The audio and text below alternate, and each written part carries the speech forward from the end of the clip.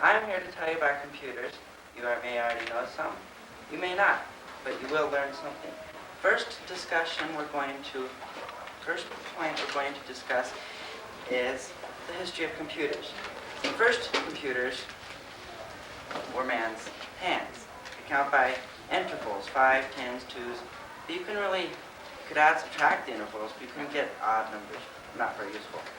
So they invented pebbles. They had the different pebbles, different colored pebbles that had different values. So you could add and subtract greater numbers by just adding different colored pebbles. For example, that is 1. These are the tens and these are the hundreds, making 621. The Latins called this method calculus. Next is the abacus, which was invented and used 2,000 years ago in China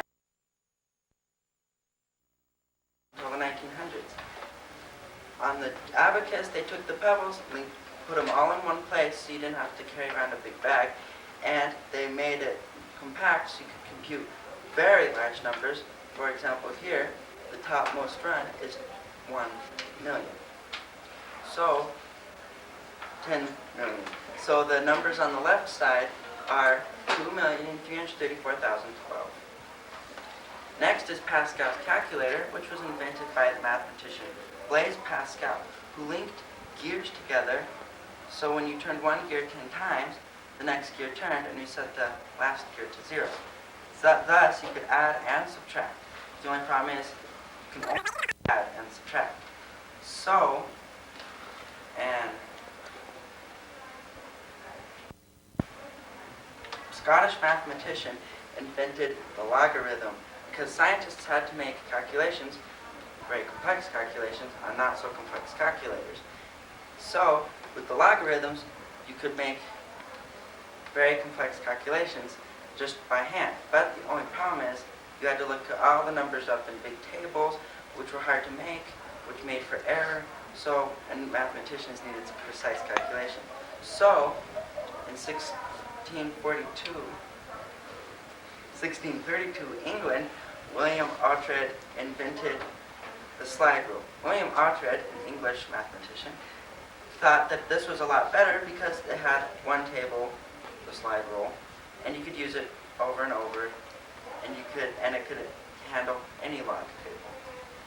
So invention went on, and the computers came to include transistors, which were about this tall, and were glass tubes. So they took up whole rooms with their large wires, and they used computers like that.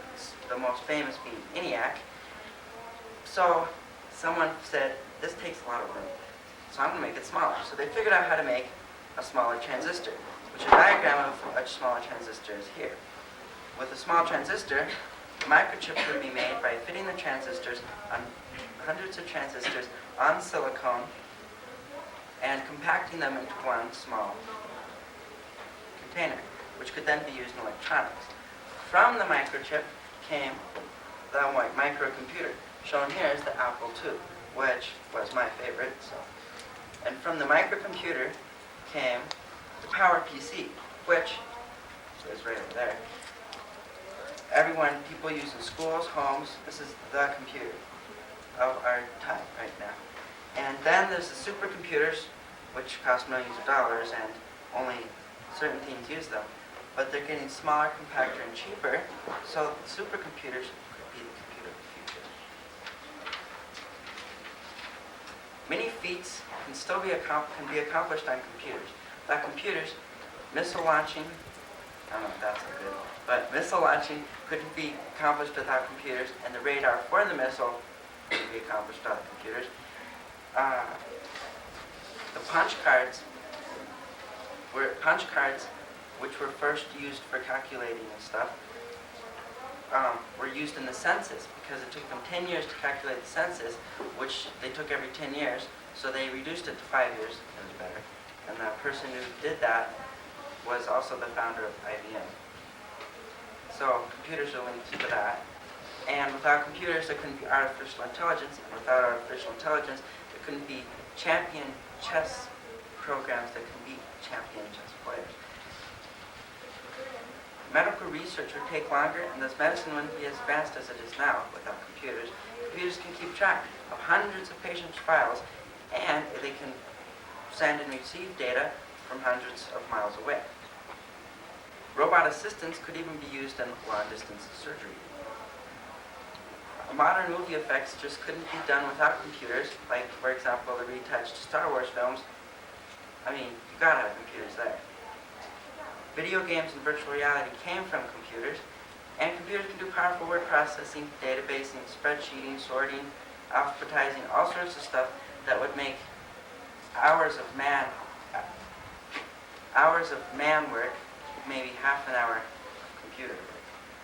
And so incredible things can happen with a computer. But how does a computer understand what to do?